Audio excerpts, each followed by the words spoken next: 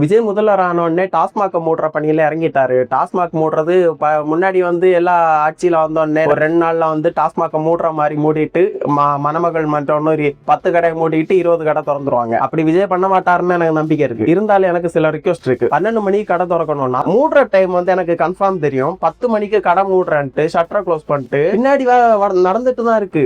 Night நான் நிறைய கடையில பார்த்திருக்கேன். இப்ப நடக்குதான்னு தெரியல. ஆனா முன்னாடி எல்லாம் நடந்துட்டு இருந்திருக்கு. அதை காவல்துறை கண்காணிப்பிலே, அதாவது காவல்துறையோட பாதுகாப்புலயே அது நடந்துட்டு இருந்துச்சு. இனிமே அந்த மாதிரி விஷயம் எல்லாம் நடக்காம இருக்கணும்னு நான் ரிக்வெஸ்ட் பண்ணிக்கிறேன். அப்புறம் இன்னொன்னு, குடிச்சிட்டு ரோட்ல விழுந்து கிடப்பாங்கல்ல, அவங்கள பப்ளிக் நியூசன்ஸ் கேஸ்ல உள்ள தள்ளணும். அப்பதான் அவங்களுக்கு புத்தி வரும். ஒண்ணு அவங்க வீட்டுல வாங்கிட்டு வச்சு குடிக்கணும், இல்ல குடிச்சு வீட்டுக்கு போக முடியும்ன்ற நம்பிக்கையில அந்த அளவுக்கு குடிச்சிட்டு வீட்டுக்கு போய் தூங்கணும். இப்படி குடிச்சிட்டு ரோட்ல அவன் ஒரு பக்கம் கிடப்பான், அவனோட ட்ரெஸ் ஒரு பக்கம் கிடக்கும். அது பப்ளிக்க ரொம்ப முகம் சுளிக்க வைக்குது.